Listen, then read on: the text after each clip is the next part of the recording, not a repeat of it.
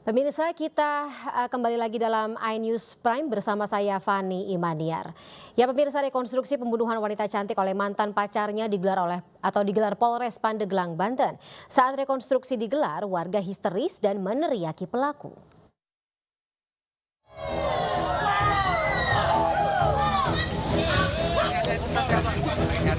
Rekonstruksi pembunuhan Elisa Siti Mulyani yang berusia 22 tahun, warga Kelurahan Saruni, Kabupaten Pandeglang, Banten, digelar Rabu kemarin.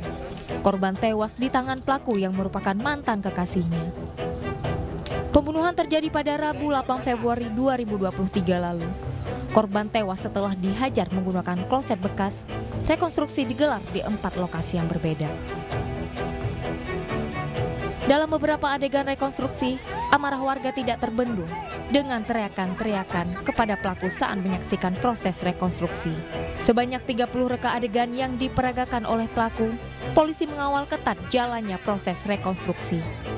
Jadi tujuan dari rekonstruksi ini sendiri yaitu untuk membuat semakin terang apa yang menjadi keterangan tersangka, keterangan saksi, kemudian kita laksanakan rekonstruksi di lapangan untuk memperjelas adegan-adegan dari pelaku dan juga korbannya.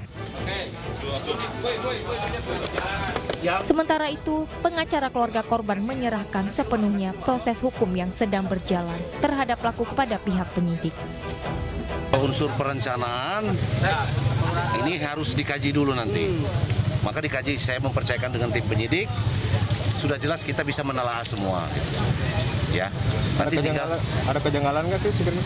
Kalau untuk rekonstruksi ini tadi natural, bagus Dari ke-30 adegan yang diperagakan pelaku, tidak ditemukan fakta baru terkait kasus pembunuhan tersebut. Menurut pihak penyidik, reka adegan yang digelar telah sesuai dengan keterangan awal pelaku. Kini proses hukum masih berjalan dan menunggu keputusan dari kejaksaan. Dari Pandeglang, Banten, Iskandar Nasution, iNews melaporkan. Kita ke informasi lainnya pemirsa, orang tua Mario Dandi Satrio, pejabat Dirjen Pajak, Rafael Alun Trisambodo, minta maaf atas perbuatan anaknya yang menyebabkan anak pejabat GP Ansor masuk ICU. Rafael juga menyatakan siap diperiksa terkait harta kekayaannya yang kabarnya mencapai puluhan miliar rupiah.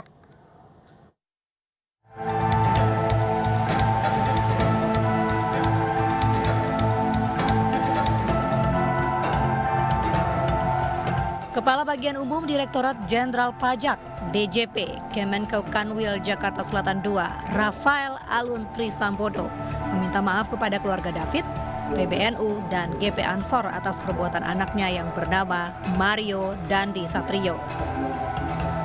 Perbuatan Mario itu membuat anak pengurus GP Ansor masuk ruang ICU.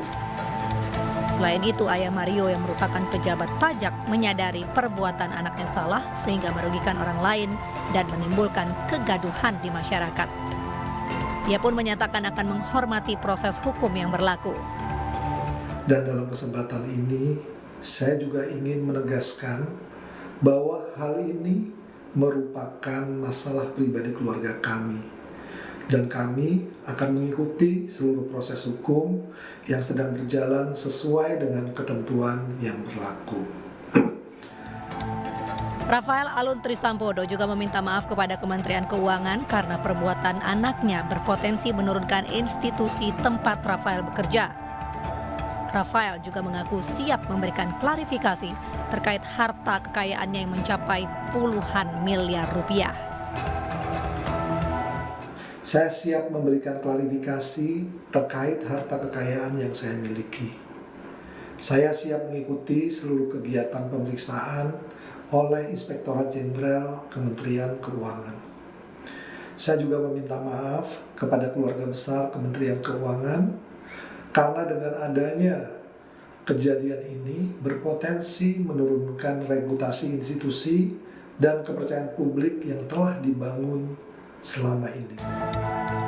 Dalam laporan harta kekayaan penyelenggara negara, ayah Mario, Rafael Alun Trisambodo, memiliki harta mencapai 56 miliar rupiah lebih.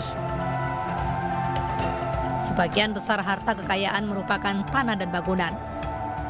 Rafael punya 11 aset tanah dan bangunan senilai 51 miliar rupiah lebih. Rafael memiliki 2 mobil senilai 425 juta rupiah. Tidak tercatat mobil Rubicon yang digunakan putranya.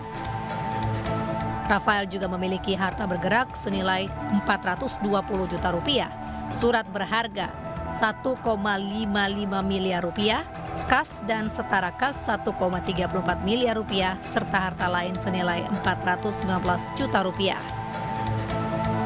Sementara itu, jika ditelisik penghasilan ASN Eselon 2 Dirjen Pajak ini, berdasarkan PP 15 tahun 2019, gaji Eselon 2 berkisar 3,3 juta sampai 3,8 juta rupiah.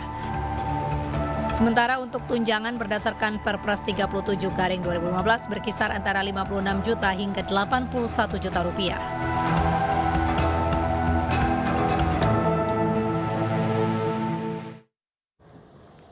Sementara itu polisi terus mendalami kasus penganiayaan dengan tersangka anak pejabat pajak Mario Dandi Satrio, termasuk memeriksa teman perempuan tersangka berinisial AG.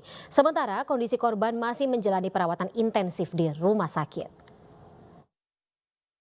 Si anak yang bernama inisial AG ini sudah dilakukan pemeriksaan, tapi kami akan melakukan pemeriksaan tambahan kembali untuk lebih mendetailkan. AG ini teman perempuannya Pak? Kapan Pak? Hari ini sedang berlangsung juga untuk yang kawan si tersangka itu, si inisial S itu. Bang, yang kalau si A itu saat kejadian itu ada di lokasi atau tidak? Inisial A, AG ini ya. Inisial AG ini pada saat kejadian ada di TKP. Jadi si tersangka, inisial D, kemudian kawannya yang S ini bersama dengan AG ini ada di TKP. Nah, apa ini keterlibatan atau peran dari setiap orang ini sebelum kejadian, kemudian sampai di TKP dan setelah kejadian itu? Ada kemungkinan untuk dijadikan tersangka juga atau yang Nah, ini masih dalam proses pendalaman. Tentu saja kita melalui mekanisme sesuai prosedur. Kita tidak boleh berasumsi, tetapi benar-benar sesuai dengan fakta. Fakta-fakta yang terjadi sebenarnya di TKP pada waktu kejadian tersebut. Dan kalau untuk kondisi korban sendiri saat ini? Saat ini korban masih dalam perawatan medis di rumah sakit. Jadi korban saat ini masih tetap berada di rumah sakit untuk menjalani perawatan medis. Sementara itu juga pemirsa, Kapolda Metro Jaya menjamin kasus penganiayaan anak pengurus GP Ansor akan terus berjalan. Meski pelaku adalah anak pejabat Direktorat Jenderal Pajak Kementerian Keuangan. Pelaku kekerasan Mario Dandi Satrio telah ditetapkan sebagai tersangka oleh Polres Metro Jakarta Selatan.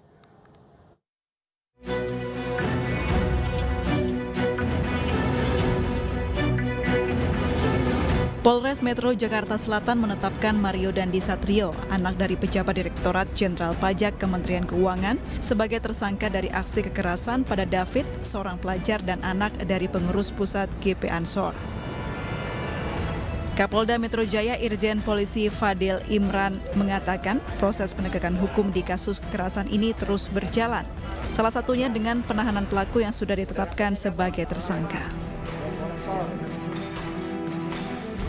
Meskipun tersangka anak dari salah satu pejabat di lingkungan Dirjen Pajak Kementerian Keuangan, proses hukum di kasus ini tetap berjalan karena telah memenuhi unsur pidana. Pada prinsipnya, Polda Metro Jaya akan konsisten untuk menghadapi semua bentuk kejahatan kekerasan, baik yang dilakukan oleh perorangan, kelompok maupun ormas dalam bentuk tindakan premanisme, persekusi, vigilante, dan sejenisnya. Kami akan melakukan penegakan hukum tanpa pandang bulu. Kapolda juga meluruskan masalah hukum ini murni masalah pribadi dan tidak menyangkut institusi lain. Maka jika nantinya ada bentuk sanksi atau tindakan dari pihak terkait, itu sepenuhnya berada di tangan Dirjen Pajak ataupun Kementerian Keuangan. Dari Jakarta, Stefan Patinama, Muhammad Zulkarnain, Ayus melaporkan. Sementara itu, Menteri Agama Yakut Khalil Qomas menjenguk korban penganiayaan anak pejabat Dirjen Pajak. Yakut menyebut David yang merupakan anak pengurus GP Ansor ini sebagai anaknya juga. Pernyataan itu disampaikan oleh Gus Yakut melalui akun media sosial miliknya. Dalam foto yang ia unggah, Gus Yakut memperhatikan David dengan seksama sambil memegang kepalanya. Dalam foto lainnya, Gus Yakut berbincang dengan orang tua David. Ia juga menguatkan dan memeluk ayah David. Diketahui David merupakan putra pengurus pusat GP Ansor. Sementara Menteri Agama Yakut Khalil Qomas pernah menjabat sebagai Ketua Umum PP GP Ansor.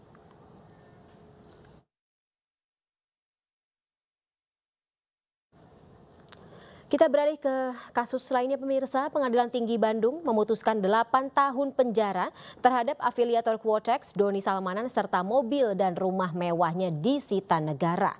Putusan lebih berat dari vonis Pengadilan Negeri Balai Bandung yang menjatuhkan hukuman 4 tahun penjara.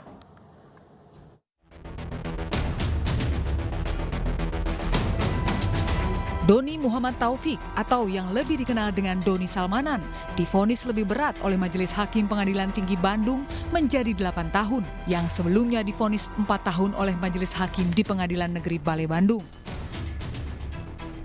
Selain masa hukuman yang berat, pria yang sempat dikenal dengan Crazy Rich Bandung ini juga harus merelakan asetnya berupa mobil mewah hingga rumah mewahnya disita negara. Aset Doni Salmanan yang disita negara akan dilelang oleh pihak kejaksaan. Namun hasil dari lelangnya nanti tidak akan dikembalikan kepada korban. Karena Majelis Hakim berpedoman pada Peraturan Mahkamah Agung Nomor 1 Tahun 2022 tentang restitusi dan kompensasi. Terdakwa kemudian ada restitusi maupun kompensasi. Tapi menurut Perma nomor 1 tahun 2022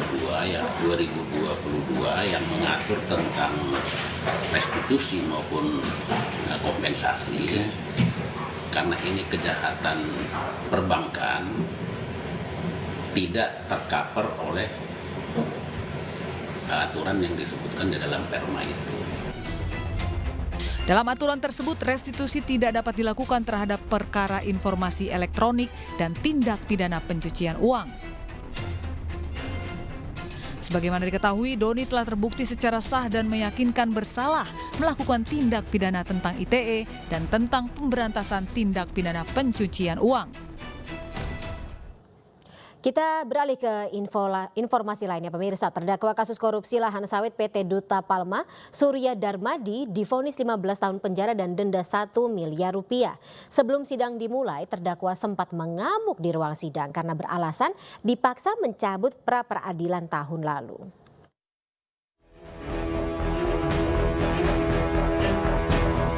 Majelis Hakim Pengadilan Tindak Pidana Korupsi memvonis Surya Darmadi 15 tahun penjara dan denda 1 miliar rupiah. Surya Darmadi terbukti bersalah melakukan tindak pidana korupsi dan pencucian uang. Vonis ini lebih ringan dari tuntutan jaksa, yakni penjara seumur hidup dan denda 1 miliar rupiah. Menyatakan terdakwa Surya Darmadi telah terbukti secara sah dan meyakinkan bersalah melakukan tindak pidana korupsi dan pencucian uang sebagaimana dalam dakwaan ke-1 primer dan dakwaan ke-3 primer penuntut umum. 4. Menjatuhkan pidana kepada terdakwa dengan pidana penjara selama 15 tahun dan denda sebesar 1 miliar rupiah dengan ketentuan apabila denda tersebut tidak dibayar akan diganti dengan pidana kurungan selama 6 bulan. Sebelum sidang putusan dimulai, terdakwa kasus korupsi lahan sawit PT Duta Palma, Surya Darmadi mengamuk. Bahkan pemilik PT Duta Palma Group ini sempat melemparkan beberapa kertas di tangannya saat ingin menduduki kursi pesakitan di ruang sidang.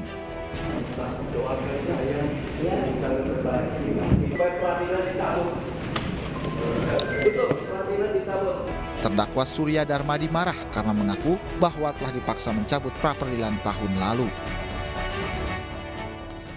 Pemirsa, anggota DPRD Pandeglang tersangka pencabulan terhadap mahasiswi segera disidang. Informasinya akan kami hadirkan setelah jeda.